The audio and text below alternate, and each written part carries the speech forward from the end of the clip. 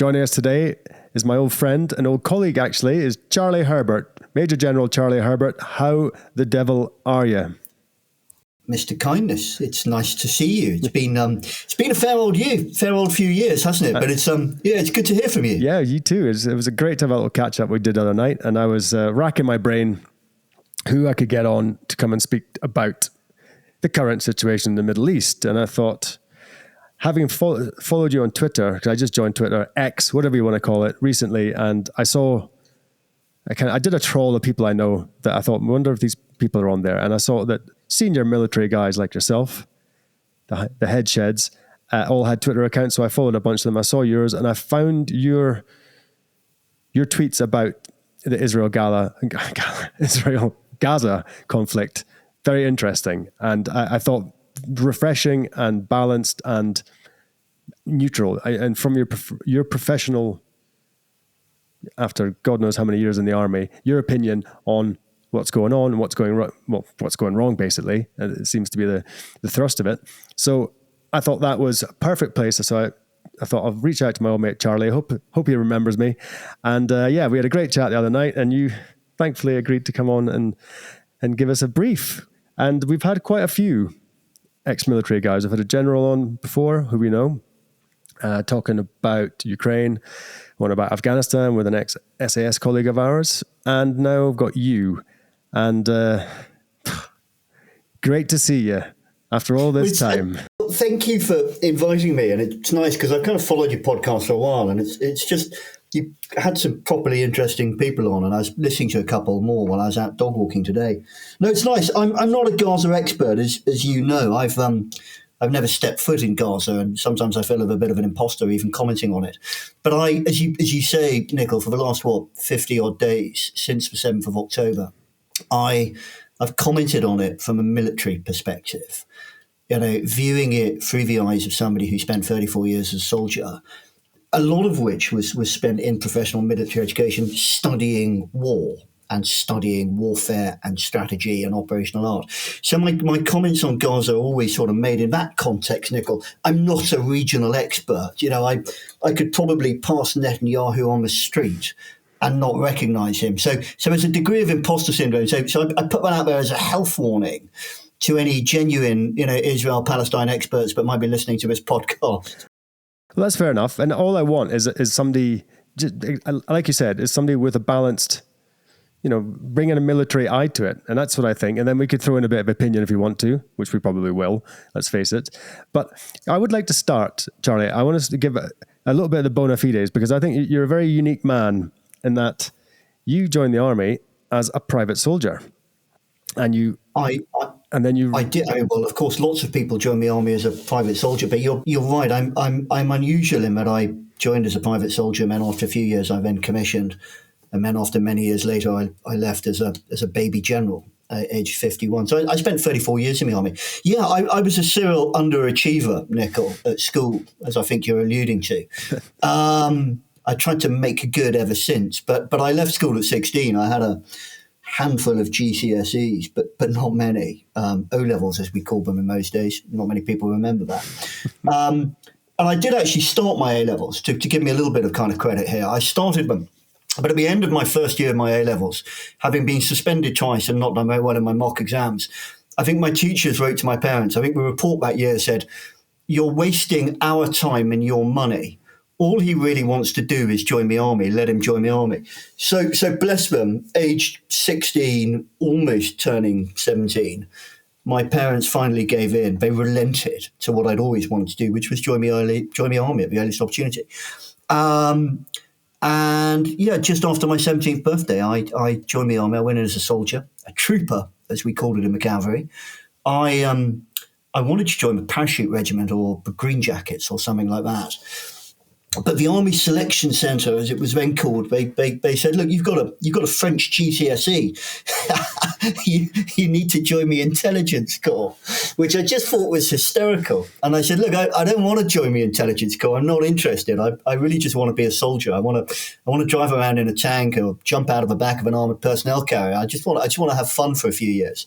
So we compromised, and they let me join a nice county regiment, my own county regiment in Staffordshire, 16th Lancers.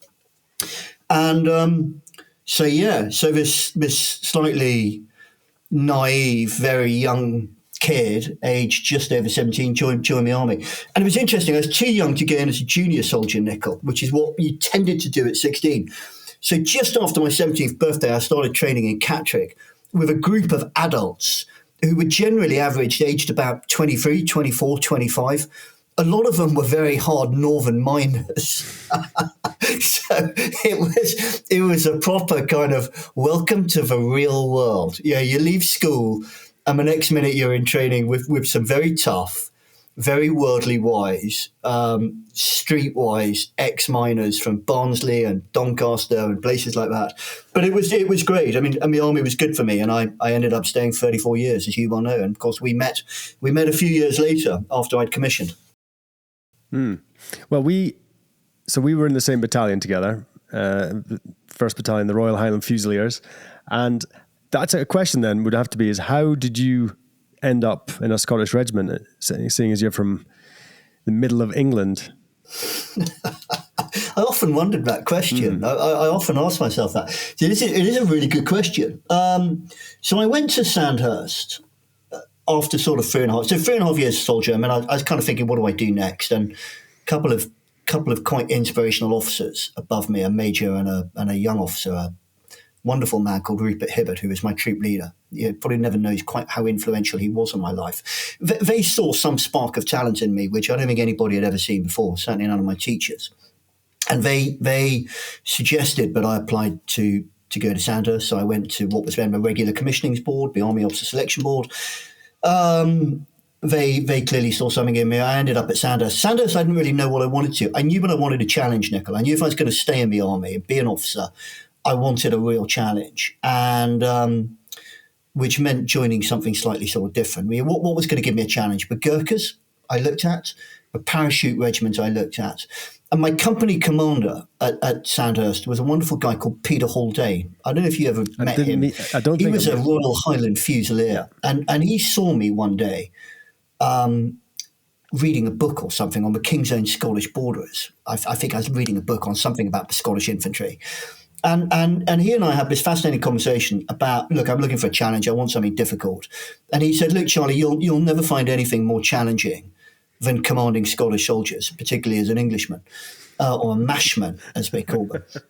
And I thought, that sounds really interesting. And then, as you say, I commissioned it to the Royal Highland Fusiliers, which, for the benefit of your listeners, was a regiment that recruited exclusively from Glasgow and Ayrshire. And it was a challenge. I mean, they were brilliant soldiers, the jocks, as we called them. Euphemistically, we called them just jocks. But as you know, they were challenging to lead. They were great to lead on operations in military stuff. They were hard to manage in camp, I think, is what I would say. But it was I think for all of us that served in any capacity as an officer in the army, leading soldiers is just such a privilege. Leading Scottish soldiers is a privilege and a huge honour. And every day was entertaining. Well, I agree wholeheartedly with that. I think that you put it very well, and I loved it. I had a great time. I was back in Scotland in summer this year for a funeral, sadly, but I know a corporal in one of the companies I was the second command of, and a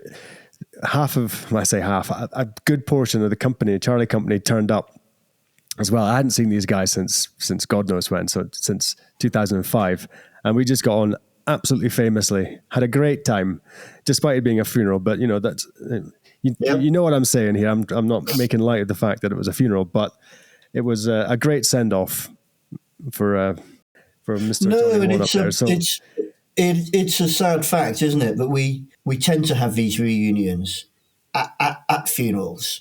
Whether those are funerals of those who were killed on operations, sadly there have been one or two who took their own lives, and there have been some who've just died tragically young. But you're absolutely right. I get it. There's a brotherhood. There's a fraternity. We served on operations, and it is funny. You can not see people. Well, like you and I haven't seen you for 17 years, but we can pick up the phone and it's almost as if it's yesterday. That's true. That's the military. That's the military, and that's the veteran kind of community, isn't it? Yeah. Yeah, totally.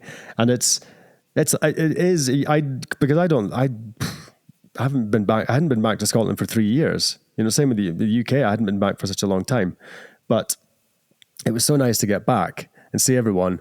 And like you said, it was just like we never left. I mean, maybe a little less hair, maybe a little more grey hair, a few more pounds, but no, everyone looked good. I thought most people were in top form, looking good, but it was, the bond was still there. And because I'm kind of isolated here in the Alps, I don't see that many of the old battalion. So it was. I have to do it more often. Basically, that's my And it's interesting my takeaway.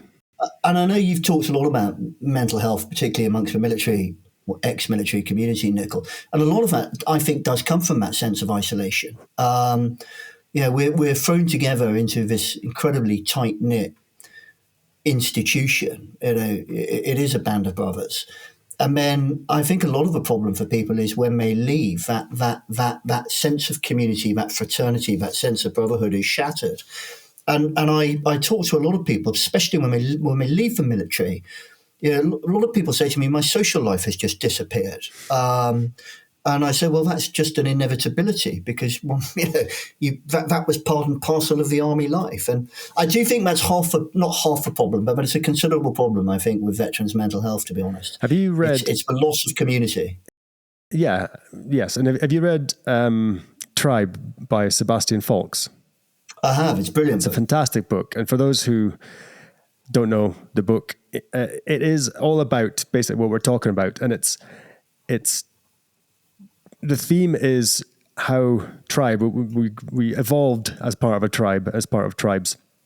And, you get that sense of belonging, that sense of brotherhood, that sense of purpose. I think, you have a very strong aim, as we used to bang on all the time about. And with that purpose comes, I think, a degree of fulfillment in your life, that you're doing something worthwhile. And it's also that movie, Zero Dark 30. That's another one that was on, basically, I thought it was pretty much on the same theme of people who would return and return and return into these very dangerous situations because that's the only place they felt safe. And that is very hard if you're not military minded at all, is to get your head around that. Why would you go back to Iraq as a bomb disposal expert when you've nearly been killed God knows how many times? But that's one, it's part and parcel of it, Charlie. And I don't understand that particular aspect of it, but I do get it. And I do feel that sense of brotherhood. And one of the best parts of that book, the Tribe, the Sebastian Faulks book, is that the early American, when America was young as a country, they had a major problem with young people buggering off and going to the Indians. They were joining the tribe there because it was an egalitarian society. They didn't mess with anyone. They were just doing their own thing and living off the land and free as you could possibly imagine. And that had a huge draw. And there was a big problem for the government because they were losing all their young people because it was all one-way traffic. There wasn't not one Indian person, Native American, whatever you want to call it, going back the other way. So I find that very telling. And just a little anecdote. The cover photograph of that book, yes, was taken by one of your previous guests, yes, Lally Snow, who we were talking about recently. Yes, Tribe's a fascinating book about the military family, and I mentioned the regiment that you and I served in, but recruited exclusively from Glasgow and Ayrshire with some officers, but a little bit wider. We had some Zimbabwean officers, some English officers, and some Scottish officers. But it was a tribe. It was its own tribe.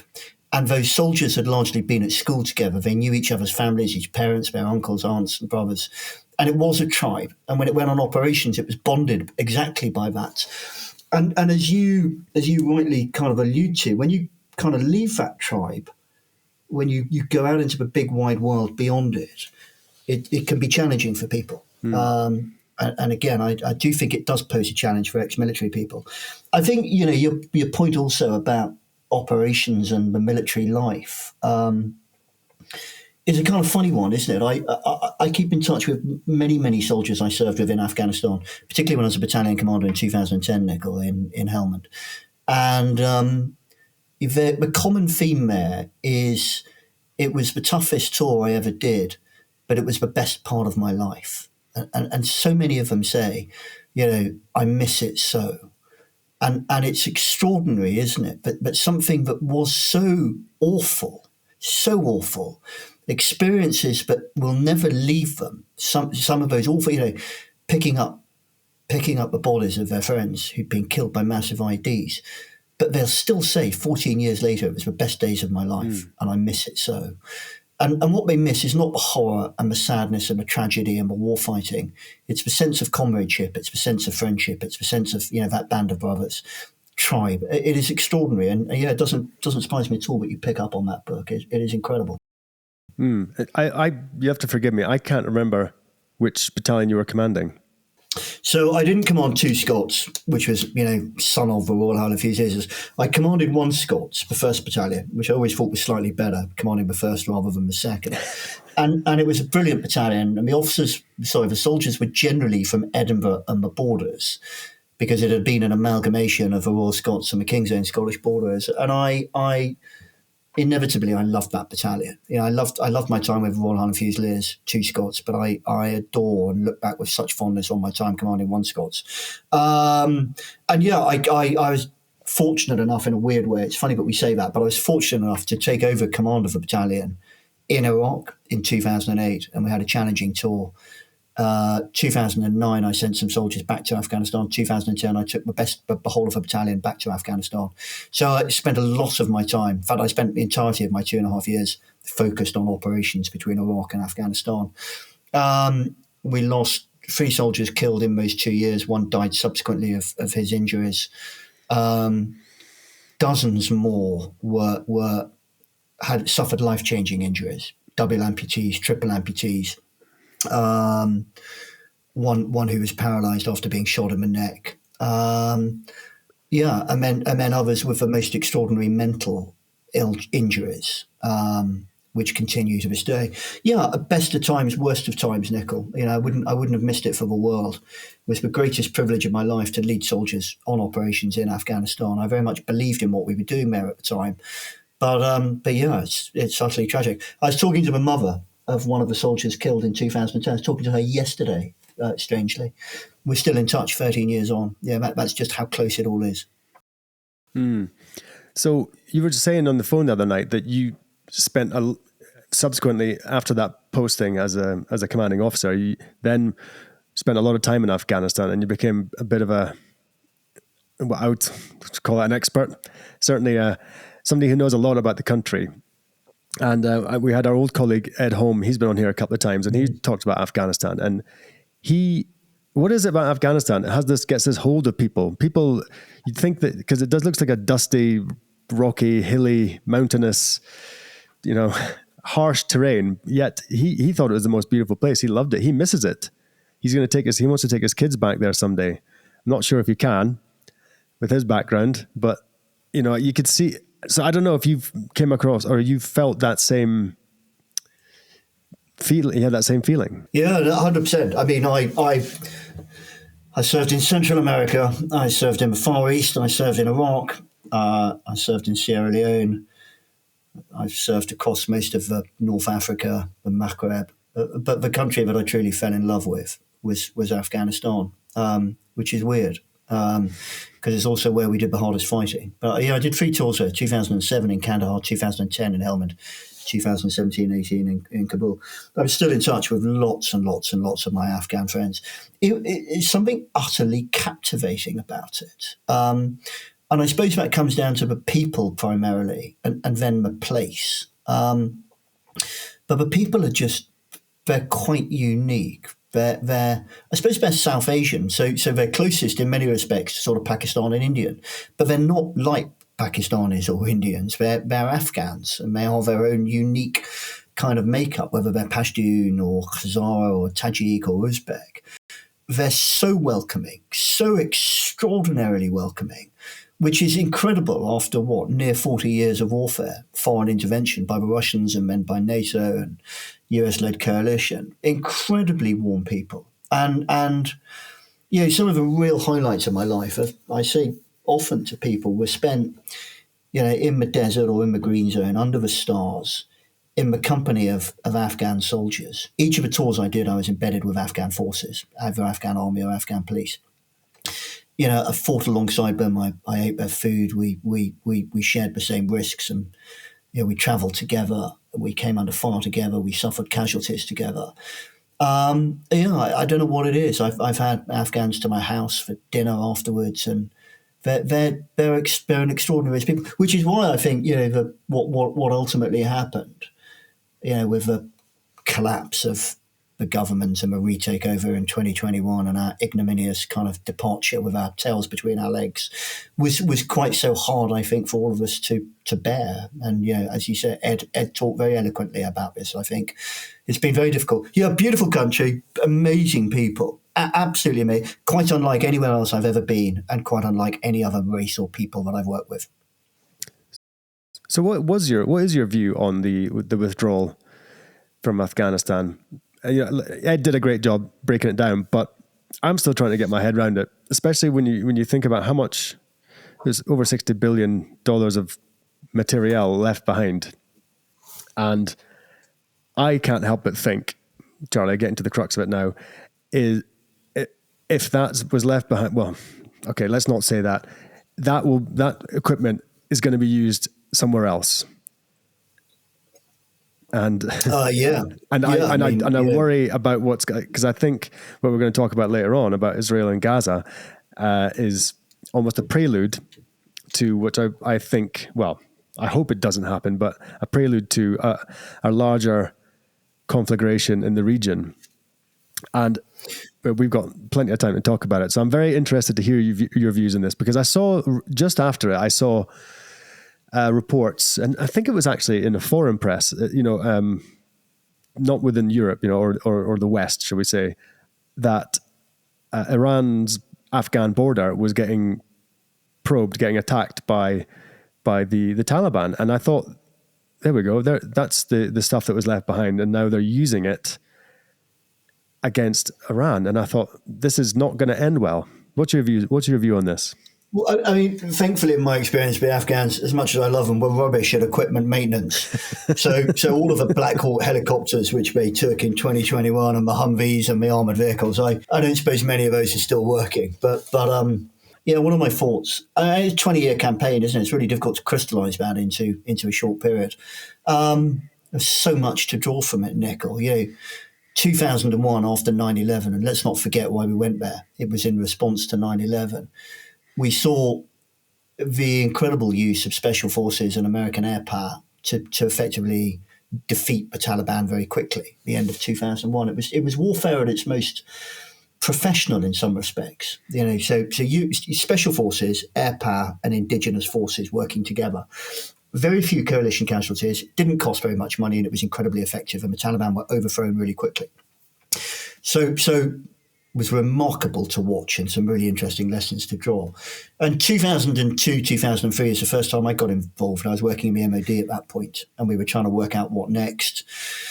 And I think, everybody thought it would be a good idea that we would try and support Hamid Karzai's new government to expand out of Kabul into the north, and then into the west to Herat, and then into the south and into the east. And it, on paper, it looked a really good idea.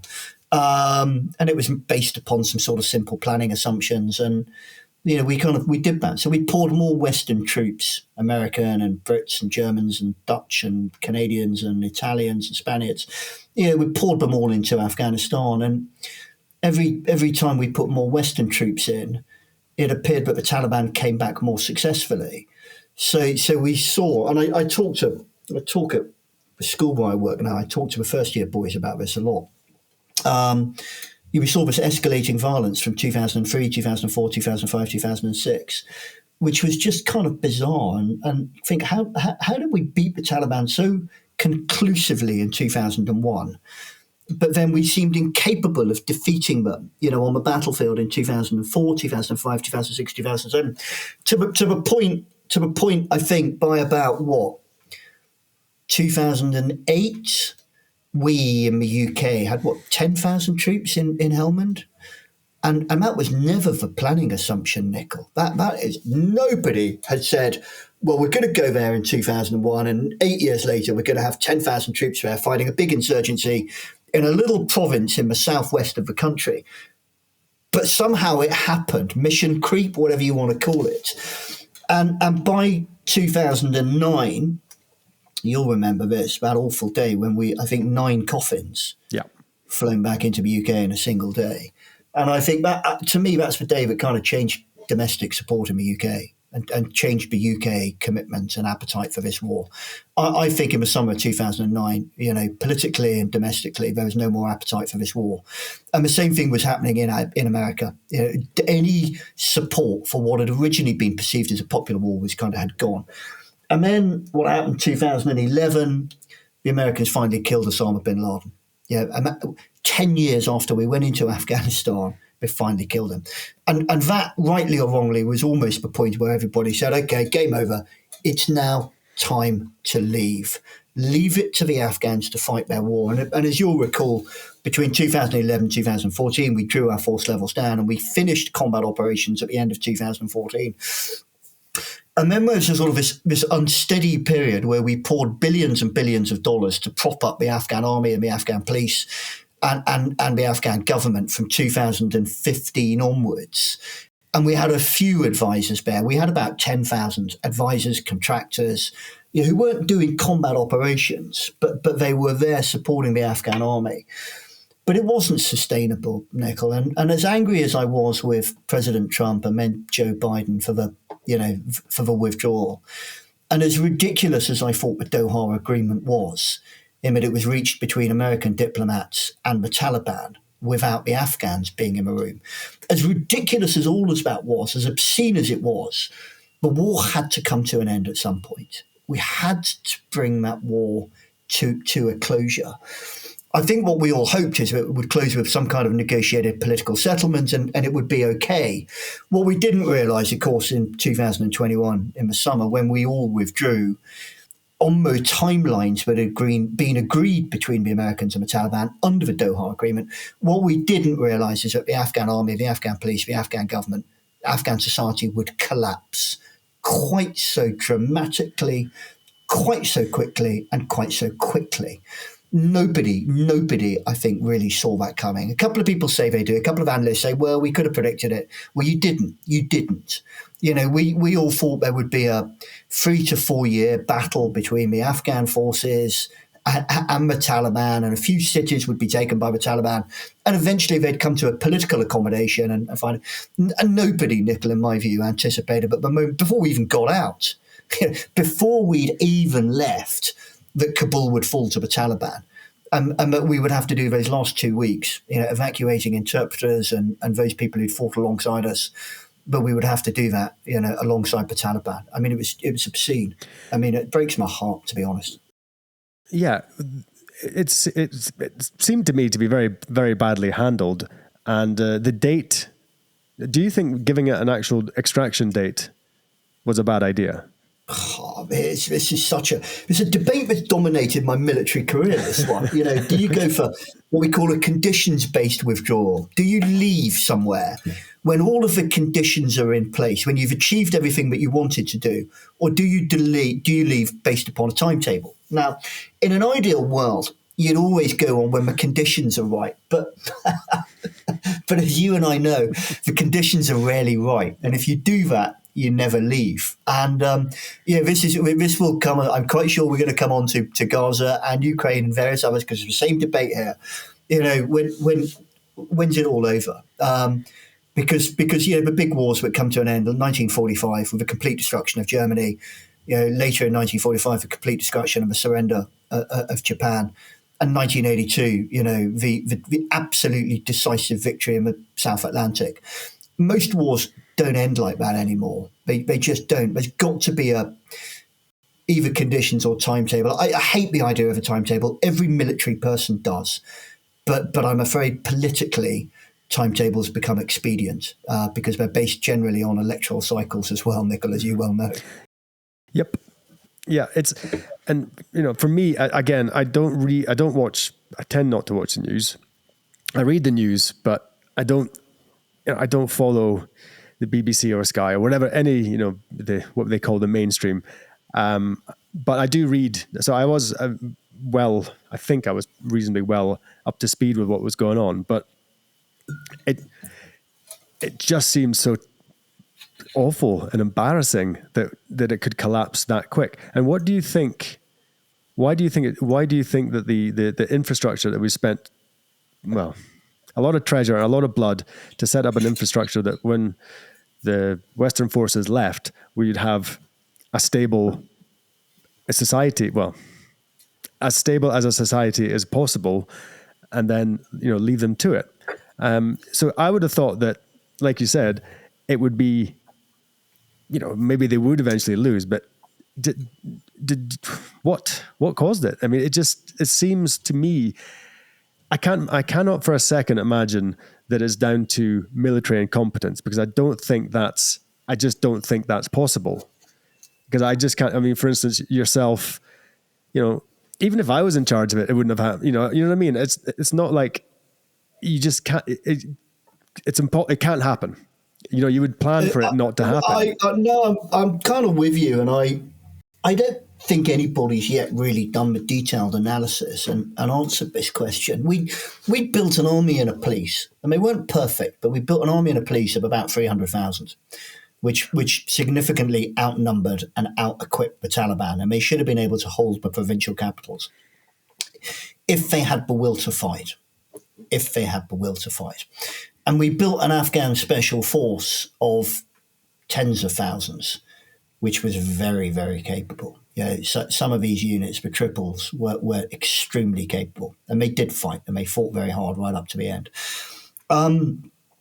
Why did it collapse quite so quickly, so suddenly? If I just interrupt for 1 sec, just to say, how many Taliban? What numbers are we talking about on their side? Oh, I've no idea. We used to talk numbers, didn't we, in about 2004? We said if we kill 8,000, we'll have won the war. After we killed 30,000, I think, people realised, okay, maybe we had our estimates wrong there.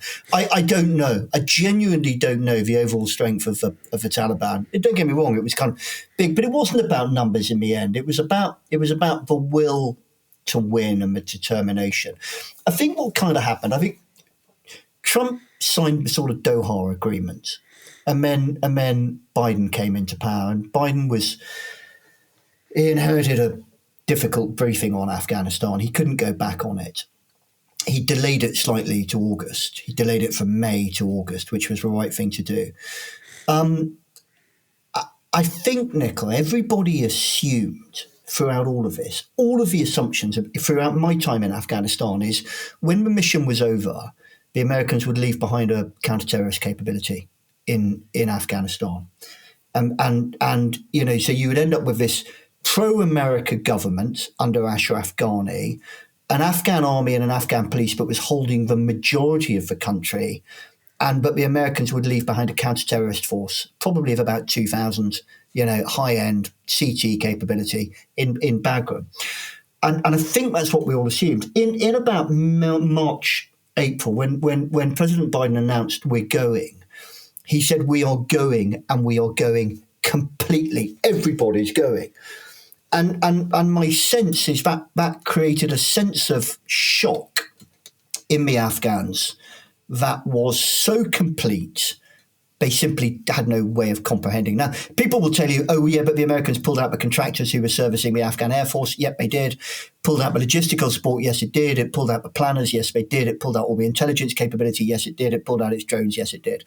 But what really happened is that decision by the Americans to leave completely. I think it so totally psychologically broke the Afghans that they lost the will to continue the fight. And that's not a criticism of them, not a criticism of the Afghans. It's a criticism that we perhaps didn't prepare them for this. And consequently, I think what you saw was people saying, well, what is the point of fighting on? What is the point of dying now to protect Herat or Lashkar Gah or Kandahar or Gereshk? So I think a lot of the Afghan army and the Afghan police just threw their lot in and just said enough is enough. As did the provincial governors. They all decided to kind of, we're not going to fight, we're not going to die for this. The Americans gone, it's not we're not going to die for it. I right up until about 2 weeks before Kabul fell, I was predicting that Kabul would not fall, Nicol, as were most analysts. I said, Kabul will not fall. There's too much invested in that. There's no way they're going to give Kabul over to the Taliban. And what happened? It fell without a fight. Yeah, it fell without even, I think, a shot being fired. They just let them drive into Kabul. It's just war. War is just so unpredictable, isn't it? And how it ends is just so unpredictable. I know.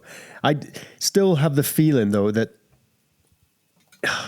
I just can't get my head around as well as why you would leave tens of billions worth of weapons and systems. Yeah, we bought out. I think so. The big kit all came out in 2013, 14, 15. Yeah, so most of the kit was withdrawn over a long timetable. What was kind of left behind in 2021 was it wasn't much American kit in my view. I think they got most of their stuff out. But if you take, and this is no secret, this is out in the public domain. So if you take 333 was a UK trained Afghan special force unit in Logar, and it had a base in Fort Hunter, and that place fell without a fight. 333 left. They had to go to Kandahar to help fight. Then they came to Kabul. Fort Hunter was taken over by the Taliban completely. So they captured the armory. They captured the signal stores. They got all the biometric machines. They got all the IT. They got everything. The Taliban got everything. Who was with the Taliban? Well, I mean, I couldn't possibly speculate, but almost certainly Pakistani intelligence. Almost certainly. So where do we think most of that stuff ended up? Where do we reckon all that went? I mean, it was a complete travesty. And as you saw, by the time the Taliban drove into Kabul, they looked like American special forces because they were cutting around in armoured Humvees and MRAPs, which they'd captured from these Afghan special forces units, M4 rifles with all the Gucci scopes on. I mean, just, as you say, it was bizarre. But I think, the kit that was left behind, the helicopters, most of those were, although they looked like American equipment, American Black Hawk helicopters, most of those would have been Black Hawks which had been gifted to the Afghans in a few years preceding. Yeah, that would make more sense. Yeah. That would make more sense. Slight diversion off it, but it's still part of the topic. I would like to know more about the Pakistan Secret Service, ISI, isn't it? Is that what they call themselves? Yep. And it's no one even thought that was a thing, that they had such influence and such reach, and that the fact that they were harboring or giving shelter to Mr. bin Laden, that was a funny one. Not very far from the Pakistani Military Staff College, I believe, as well. And he wasn't that far away. Like about a mile away, I think. Yeah, so a few of our brother officers went there to study. But how is it that they became such a force in this whole thing? I mean, if you go back to what sort of 1994, 1995, and you look at the formation, the establishment of the Taliban, they effectively came out of refugee camps and madrasas in Pakistan. And they were a Pakistani-funded organisation, pretty much, proxy force to a certain extent, undoubtedly run by the ISI, depending upon how you view this, either to stabilise Afghanistan or to further destabilise Afghanistan. It depends on which kind of side of a divide you sit. And so there's no doubt about it that they were originally an ISI proxy force. What's perhaps less certain is how much direct and authorised involvement the ISI had after 2001. Because, of course, the Americans gave Pakistan a pretty clear ultimatum. You're either with us or you're our enemy after 2001.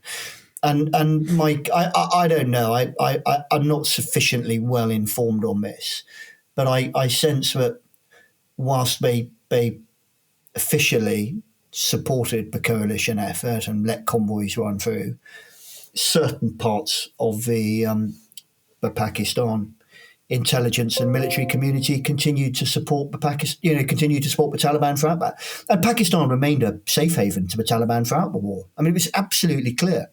When I was in Kandahar and when I was in Helmand, it was absolutely known, clear.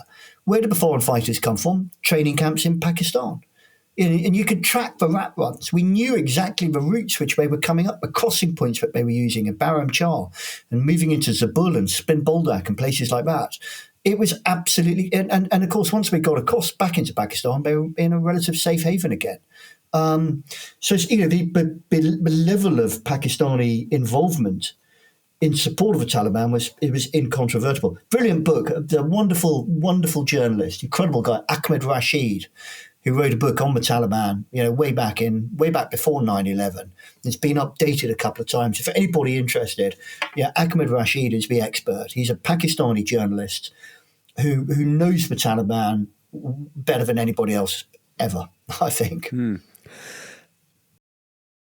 So, are you saying that the Taliban wasn't just Afghani fighters? Are we talking there was Pakistani? Are you talking fighters from all over the Muslim world? Or even maybe not even Muslims, maybe people just looking for some action. So if you ask an Afghan man during the war, Nico, he'll tell you that the Taliban are all Pakistani, which is a blatant lie. He'll tell you they're all foreign fighters and none of them are Afghans. And I heard this so many times from the Afghan army and the Afghan police. The Taliban it's all from Pakistan, and that's a blatant lie. The Taliban was always almost very, very difficult to completely understand. At its heart, it was young Afghan men with a fighting a classic insurgency, who simply didn't believe in the idea of central government and Hamid Karzai and support of the Taliban. So at its most basic, it was fueled by Afghans. It had a large number of Pakistan Afghans, refugees who had spent their entire life and grown up as children inside refugee camps in Pakistan. There were Afghans, but effectively they were Pakistani Afghans. And there were a lot of Pakistanis fighting with the Taliban. Foreign fighters, again, absolutely clear. Uzbeks, Chechens, many of them. Lifted on the battlefield, killed, evidence found, ID cards.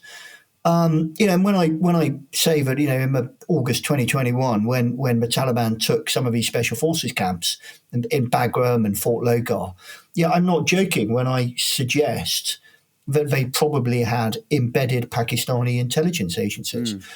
I can say that. I don't know that. It's just, I think it's kind of, I just think it's well known that they would have done. An open secret. So I guess who is now de facto in charge of Afghanistan then? Well, now it is the Taliban. But who are they? When I say de facto, that wasn't probably the right thing to say. Well, no. They would consider themselves to be sovereign government of Afghanistan. We wouldn't necessarily recognise them as that. And they are Pakistanis. Many of them will have been Pakistanis who grew up or spent most of their life. Afghans who spent much of their life inside Pakistan. Okay. But no, they're Afghans and they represent Afghanistan. Mm-hmm. They're a pretty unsavoury bunch by and large. They're not necessarily a single homogenous group. There are hardliners and moderates within the Taliban leadership, as there are in many organisations of that nature. And I think, we see, so at the moment we see, we're 2 years on, girls are still not back in education or university. But I do genuinely think that there are some in the Taliban who think that they should be. But at the moment, they are being outweighed by the hardliners who are taking a hardline view and don't believe that the girls should be back in school. So I think, but we're still trying to work out.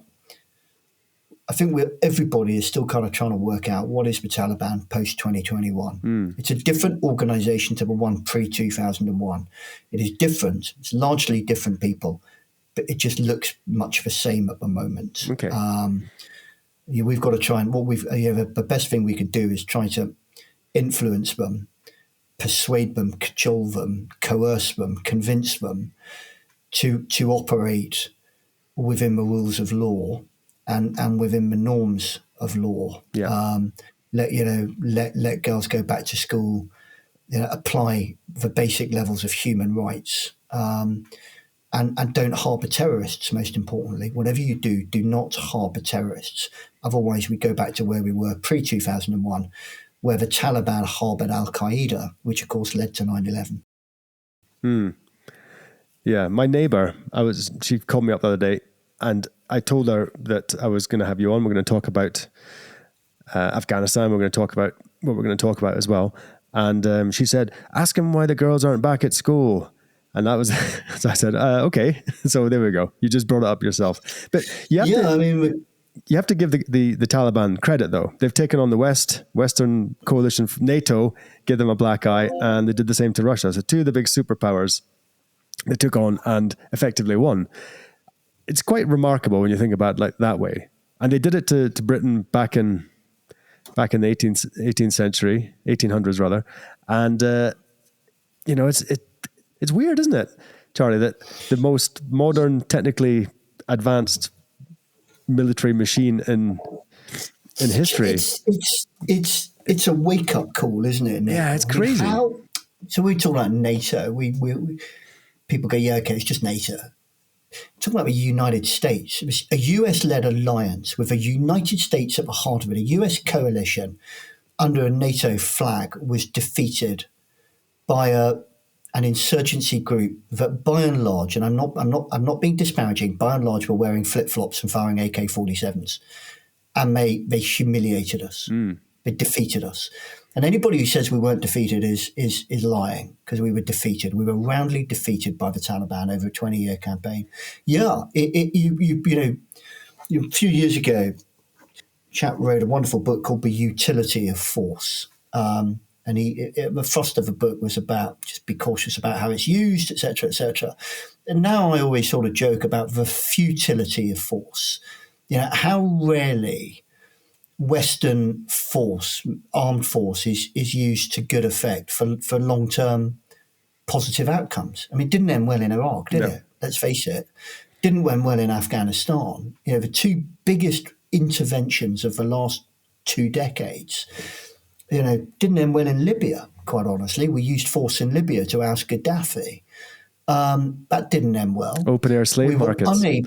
We were unable to prevent Bashar Assad from massacring an awful lot of his own people in Syria. Yeah, I know it's there's a lot of questions to be answered about force and how we've been so humiliated and outfought by the Taliban and others over the last couple of decades. Yeah, that's a podcast on its own, I reckon. Maybe we'll get somebody. You can have to recommend somebody who come on who might know more about it than us. But I want to yeah, absolutely. I would like to pivot across, and I want to hear your view on the current stalemate in Ukraine. Go on. Yeah, I know. I said this. I actually said this to General Charlie when I had him on. I said to him, had the what was written in the Minsk agreements been adhered to, then this conflict finishes tomorrow. It finishes the next day. He didn't agree with me. Yet, what's happened after, what's it now, a couple of years worth? Yeah, 2.5 years worth. No, year and a half. A year and a half. Almost 2 years. It was my mum's birthday last year. That's when it happened. Yeah. It was the day I did that podcast sitting right here the day before. And then, that's what the whole thing kicked off. It was my mum's birthday, 24th of February. Can't forget that. So it's now, what I said then was, you respect what was written in the Minsk agreements.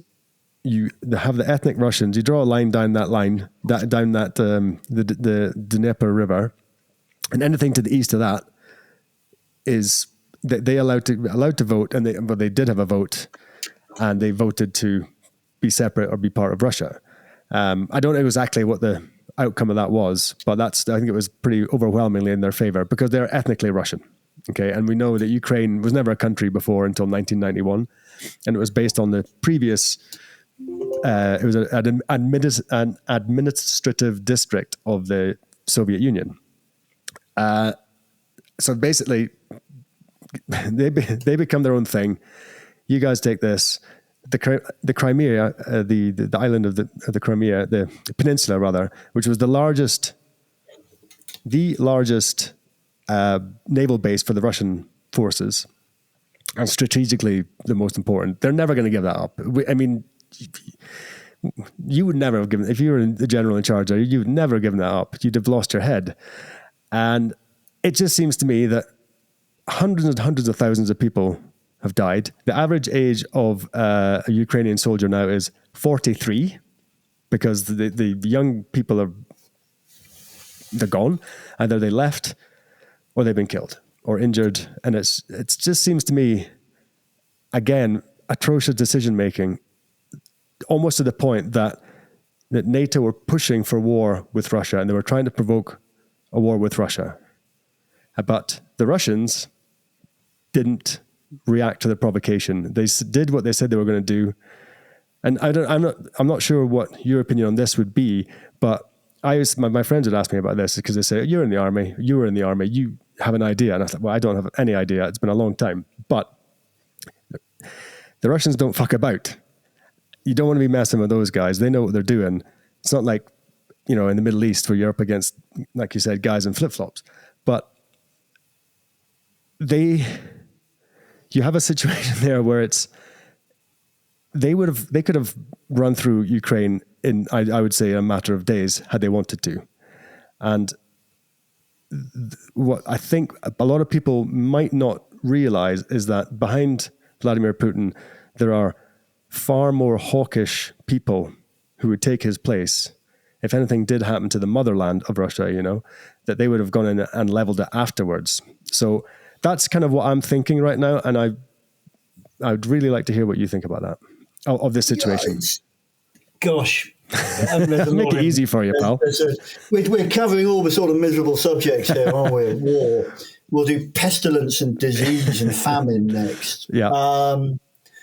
Ukraine's just so desperately sad, isn't it? We're about to hit a really sad benchmark in February next year. February next year is 1 decade after the initial Russian annexation of Crimea and since the war started. And we all tend to look at it as a war which has been going on for 20 months. But I think I heard today that even before February 2022, so this, the big invasion, even before that, 18,000 Ukrainians were killed.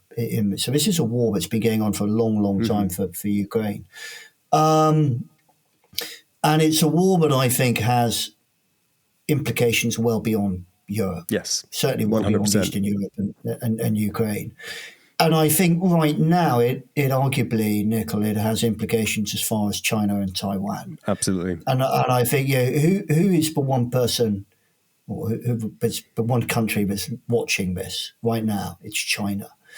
And they're watching to see whether the US and the European Union and the UK have got the appetite to see this through, to see this war through to the point where Putin is not able to achieve what he sought to achieve, or whether we'll give in.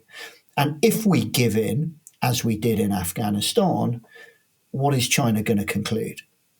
It's going to conclude that they can take Taiwan and we won't have a stomach to prevent them. So I think this is kind of, there's much more than just Ukraine at play here, as there always is. There's the whole credibility of the European Union. There's deterrence against China. There's longer-term deterrence against Russia. If you're living in the Baltic states, you're probably very, very nervous at the moment about Russian longer-term intentions.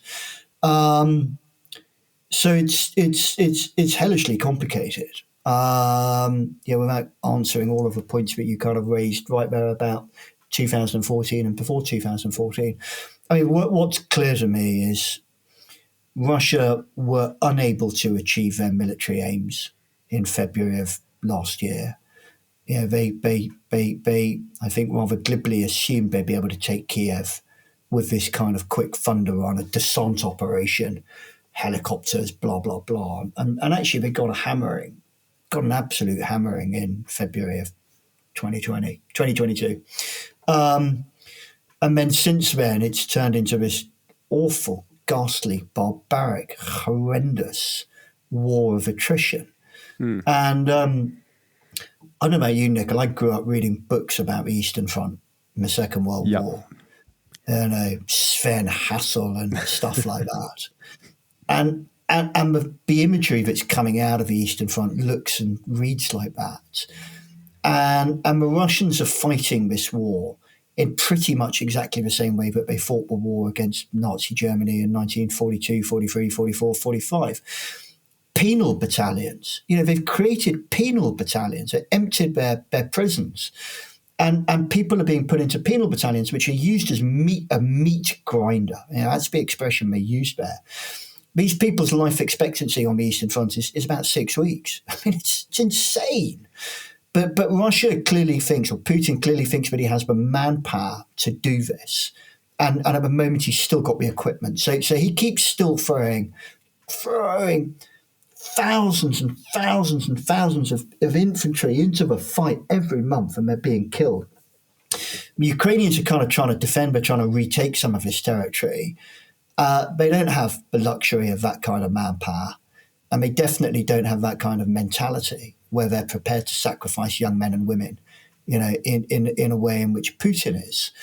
So the war is much more difficult. We all hoped this summer that the influx of Western equipment, Leopard tanks, Challenger tanks, Abrams fighting vehicles, M1 fighting vehicles, whatever else, Storm Shadow missiles, we all kind of thought that would shift the balance of power in favor of Ukraine, and that Ukraine would be able to achieve some form of breakthrough on the Eastern Front, which would maybe not decisively defeat the Russians, but would certainly give them the advantage at the end of the summer.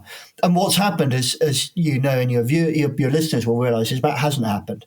There has been no big significant change in the front lines over the last 6 months, with the exception of Kherson. Apart from that, it hasn't changed.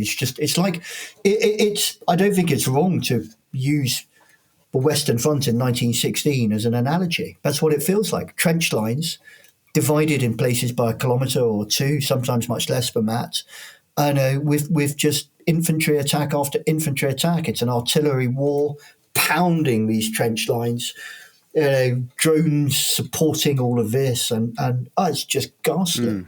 And something's got to change. Something has to change, or those front lines are going to stay pretty much the same next summer and beyond. And big question is do we have the strategic patience to continue to support Ukraine? Watch this space. Well, I had I read it. I'm not going to claim it for myself. That if you were remember that game Risk? I used to play. Yep. I used to love. Me and my friends used to play that all the time. It's just like that. Oh, I loved it. We used to play that. It was great fun.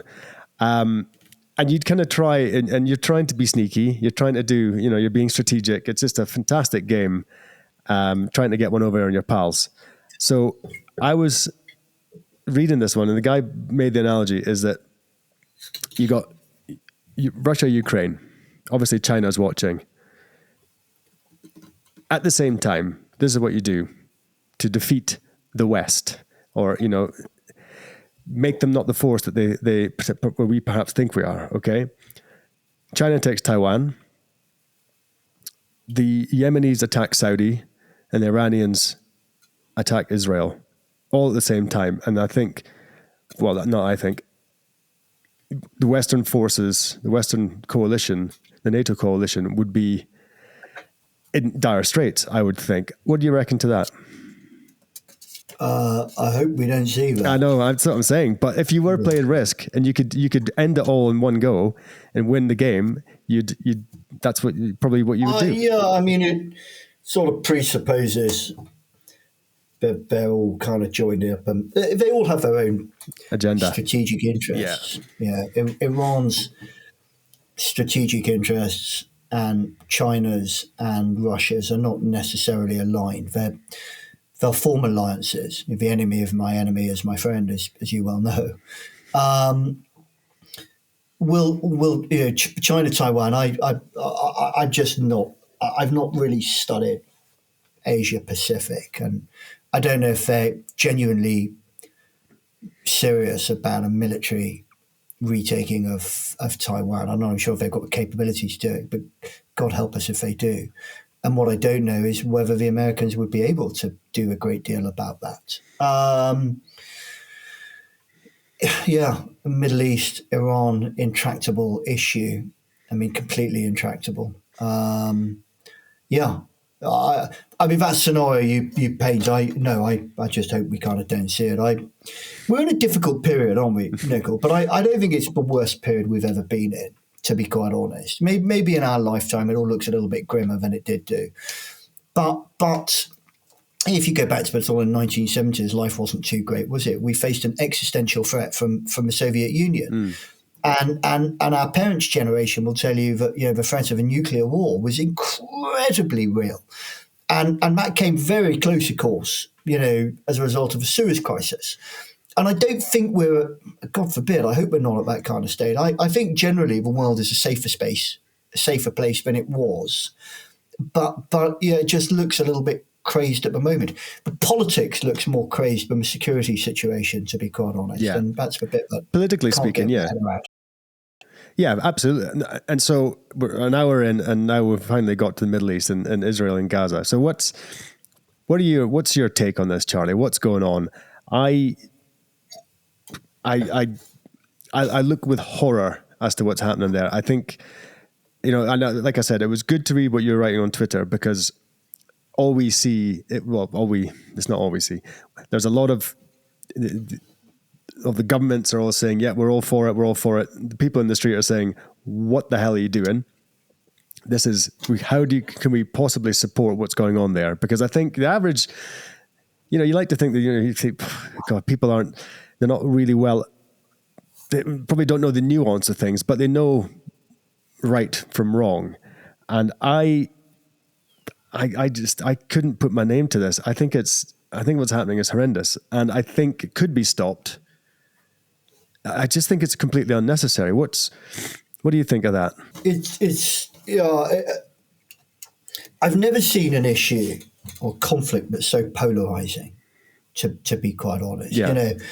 After 9/11, I don't remember crowds of people saying, well, actually, I think Al Qaeda have got a point here. And 9/11 didn't happen in a vacuum, so I'm gonna march in support of Al Qaeda.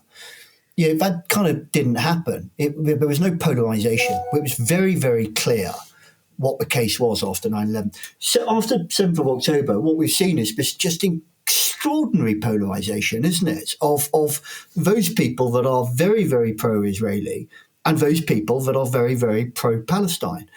And most people find it almost impossible to kind of sit between the two and accept that this is a long-running conflict that's been going on through most of the 20th century, if not over the last 2,000 years. And I sit in that last camp. I'm a bit, I don't know, call me weak, Nicol, for not taking sides. Well, we're here. I try and kind of find a balanced view. What are my real thoughts on it? Firstly, I think this war, you can't look at in isolation. If you look at it in isolation, you're an idiot. And if you form a judgment about what happened on the 7th of October in isolation, then you're naive and you shouldn't be on Twitter, and you shouldn't be allowed to air your view at a dinner party, quite frankly, because you've got to look at it in the continuing of the confrontation that's been going on for a very long time.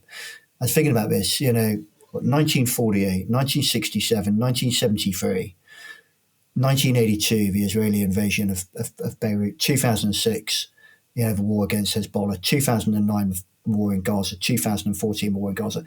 So it's a continuation of conflict. And if you try and take this one war in isolation, you'll fail. What you've got to do, in my view, and a bit naive of me, I'm not an Israeli-Palestine expert, but you've got to say, what, at its most basic, what's the root causes of this conflict? What is the issue that is at the heart of this conflict? Why is Israel constantly at war, either with her neighbours or with the Palestinians that reside within the borders of Israel? Why? And that is because they haven't solved the issue of who lives where. It's as simple as that. And we get to, the occasional solution, UNSCOP, I think it was called. We got to the Oslo Agreement. We get to these kind of agreements. And then one side or the other spectacularly then fails to respect that agreement. And so my simple view is, unless Israel and the Palestinians are willing to sit down and find a long-term negotiated political solution to this, which in my mind looks like a two-state solution. I think that's what everybody agrees. Until they do that, then they're just going to go on fighting forever. Mm-hmm. And this war is just a blip. It's just a nasty blip in the violence. And what worries me, Nicol, is that the Israelis are lashing out after the 7th of October. They're lashing out. And as I say, it doesn't look very strategic. It doesn't look like they're really thinking about the politics. It doesn't really look like they just look like they're reacting to what happened on the 7th of October. And I can understand that, because 7th of October was Israel's 9/11, wasn't it? It was so beyond their imagination. There was a spectacular failure of Israeli intelligence. There was a spectacular failure of Israeli security that they're lashing out now. But at the same time, I've got real sympathy for Israel because of what happened on the 7th of October. But just at the end of this, Nicol, they've got to be Israel, Palestinians, all of the regional actors, America and the others have got to find a solution to this. Otherwise, we'll be back at war in another 5 years. Yeah, and what's your view on how they're going about the clear out of Gaza? I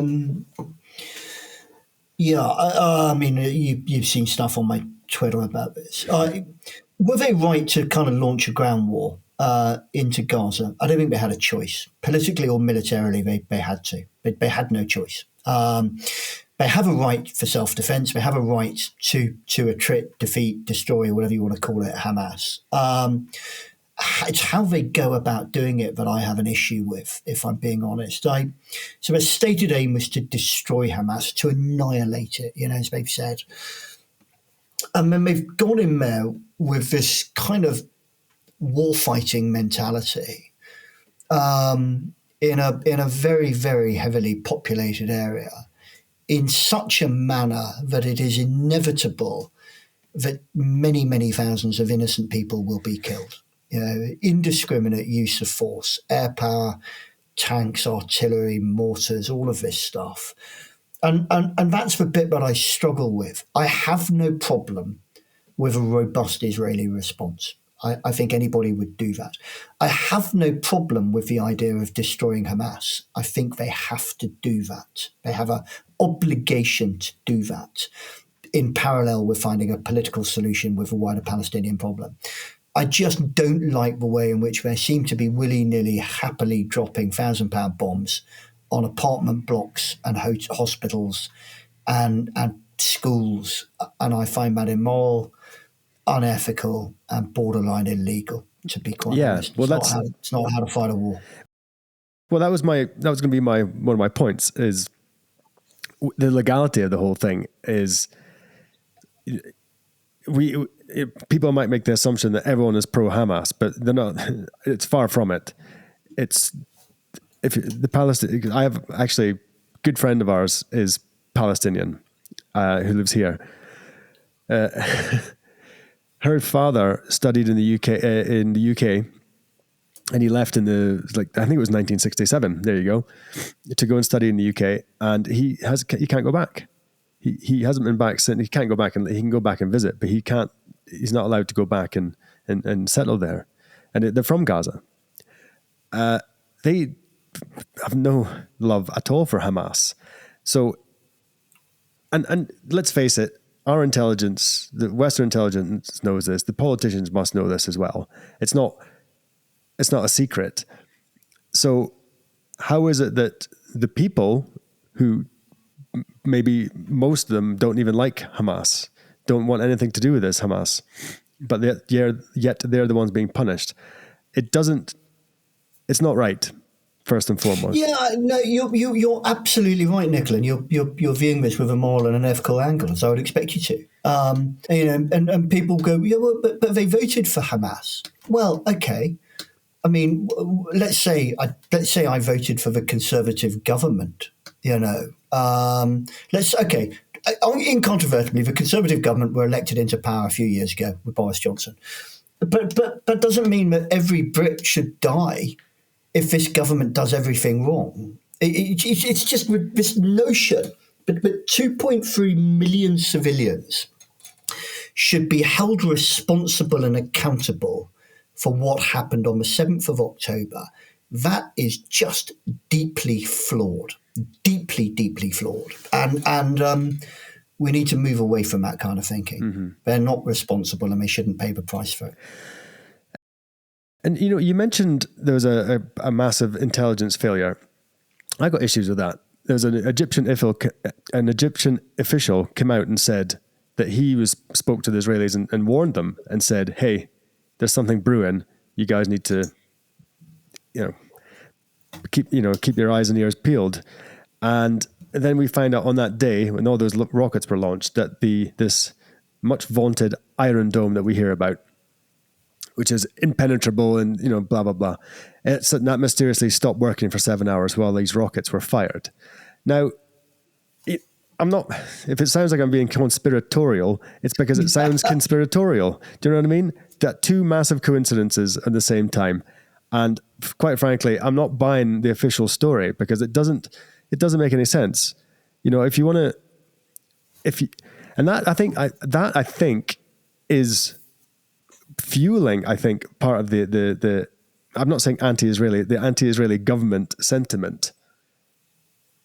It's because these things happen, and I think the public are getting quite wise to how these wars happen to start. And look at this! There was a massive failure in intelligence, and the Iron Dome didn't work in the same day. It stretches, it's like army officers are the most cynical, questioning people, I think in the world. And my natural sense is, I'm not, unless I see a really, really, I want to see the bloody receipts as to how that happened. I'm not really buying it. What do you think of that? Putting you on the floor there, mate. A couple of years ago, Nicola, I said, "I'll stop being such a conspiracy theorist." But my partner, Helen, is in the last 4 years has got me to think about things in a completely different line, and she probably thinks much more like you. So she's got me to view the world in a slightly different viewpoint, and not instantly dismiss some of these what might be viewed as conspiracy theories. I hadn't heard about Iron Dome failing on that day, on the 7th of October. I personally hadn't heard that.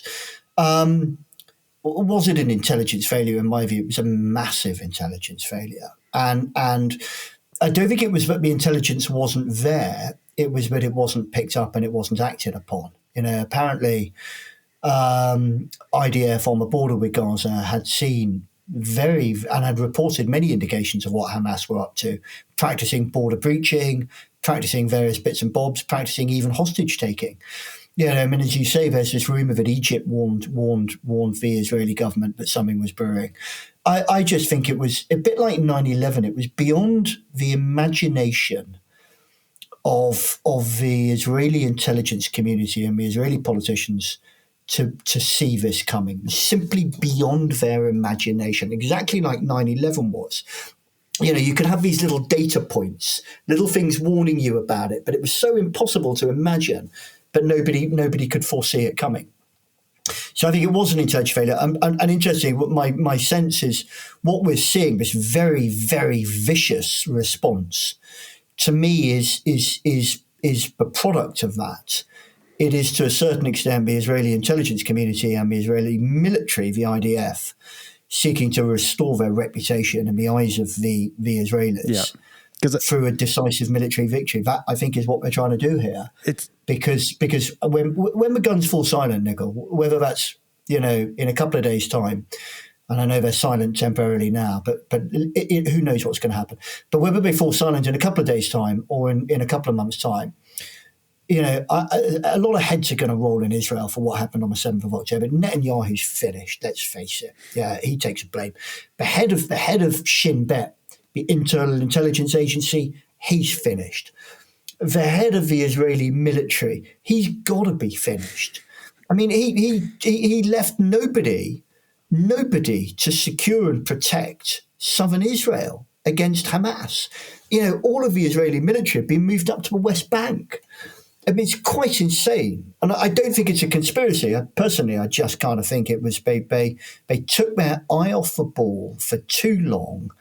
They misunderstood or misanalyzed the intent of Hamas.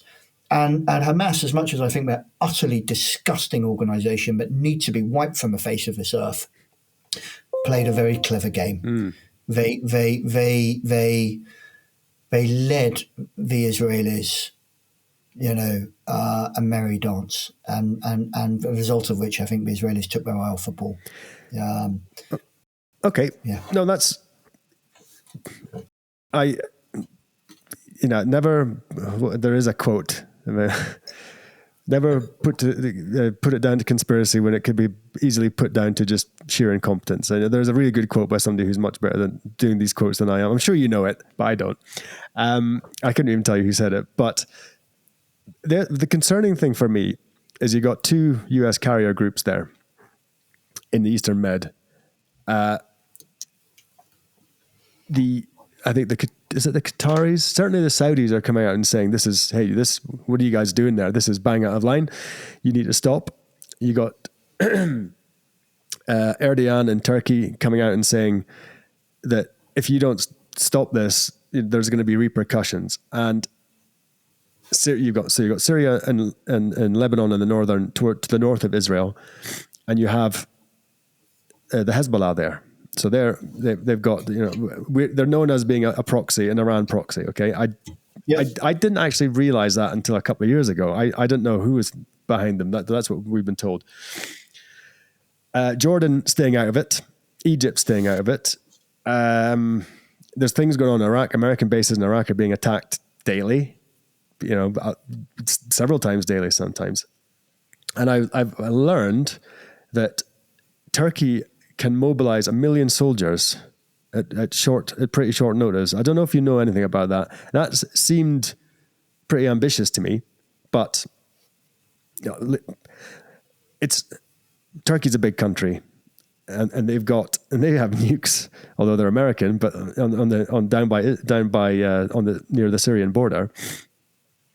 The worst case scenario is if Turkey gets involved, and how many times has Erdogan talked about restoring the caliphate, which is terrifying news, really. If you know anything about the caliphate from before, they tried to take Vienna. They got that far up. They had most of the Balkan Peninsula was under the caliphate, and it's frightening that if Israel and what you talked about is they don't want to lose face, as you've mentioned. But if you ask me, in my opinion, but I could be biased. I'm trying not to be biased. I'm trying to be as balanced as possible. But when it comes to the info war, it seems to me that they're losing the info war, which I'm quite surprised about. And people aren't buying what the press is saying, that and they've got these big marches. I can't make head or tail of it, what's going on here. But my fear is that this is going to it's going to become something a hell of a lot worse. I think the potential for this to get a hell of a lot worse is absolutely right. I agree with that analysis. The worst case, as you kind of say, is this expands beyond Gaza. Hezbollah get involved in southern Lebanon. Hezbollah is a very, very potent Iranian proxy, which would cause a horrendous war. I mean, Israel went to war against Hezbollah in 2006 for 34 days. It was difficult. It was challenging. It was fairly inconclusive. The outcome of which has been a sort of steady truce between the two. When you've got the Houthis in Yemen who are chucking cruise missiles into Israel at the moment, And then you've got various other Iranian-backed militia who would like to do harm to both Israel and America. Yeah, it's difficult, and I think the most important thing is that there is no escalation of this conflict. There mustn't be. Are Israel doing a particularly good job of that? No, in my view, no, they're not. When they talk about permanently occupying Gaza at the end of the war, reoccupying it and maintaining a permanent presence there, that to me is provocative. It's very, very provocative to the Palestinian community across Israel. It's very provocative, I think, to organizations like Hezbollah and to all of the other Iranian-backed militia, and it's very provocative to Iran. It's a kind of problematic one. I'm 40. What are we in? We're in day. I think we're in day 49 after the 7th of October. I was really worried, Nicol, that this would spiral into a regional conflict, and some people speculated, but that would suit the Americans because it would give them an opportunity to go and smack Iran. And other people have said to me, a bit like you, sort of said to me, well, of course. Yeah, it's very good for the industrial defence complex, isn't it? Yeah, they're making a lot of money out of this, building more missiles and guns and artillery, and they're making, and there is no doubt about that. Other people would say, well, as Biden runs into an election year, it's probably not bad for him to be throwing a lot of support at Israel. He's going to win over the lobby community that he requires. So there is Nothing ever happens in isolation, and This war isn't happening in isolation. As I say, you've got to put it into a historical context, and you've got to put it into a geostrategic context of that entire region and globally. Yeah, and it doesn't help matters that there's a gas field in the Gaza territorial. Have you heard this? You've been talking to my girlfriend. 500 billion at least. Yeah. You honestly, tell you what, you need to get Helen on your podcast next week. She works for the United Nations. She's Icelandic. Listen, and British gas. She's very cool, but she'll give you a very different perspective. She'll tell you that this is all about the industrial military complex. This is all about oil and gas. This is all about this, that, and the other. It was British gas that found it. They're reporting. It's not unless British gas are in some sort of conspiracy, but they've the ones who found it. And it's. I mean, what is interesting? My understanding is the territorial waters in which that gas field or oil field, whatever it is, sits, should belong to a Palestinian Authority. And this is the problem. There's a big problem. Israel continues to occupy that territory, and it doesn't matter whether it's the West Bank or Gaza or the gas field. Until Israel address this issue of occupation, this conflict's going to go on. And if that oil field belongs to a Palestinian Authority, then let's get it developed, because that offers a chance for the West Bank and Gaza to redevelop.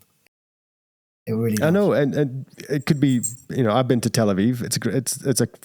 It's on the Eastern Mediterranean. It's got great beaches. Its weather's fantastic. Why couldn't it be like that all down that Eastern Mediterranean coast? It's not. Why? It's heartbreaking that there's all this conflict there, and I just can't understand why, Charlie. It's quite depressing. It just seems intractable, doesn't it? We seem to be capable of fixing most conflicts, but this sort of the Israel-Palestine issue just seems to be the most intractable.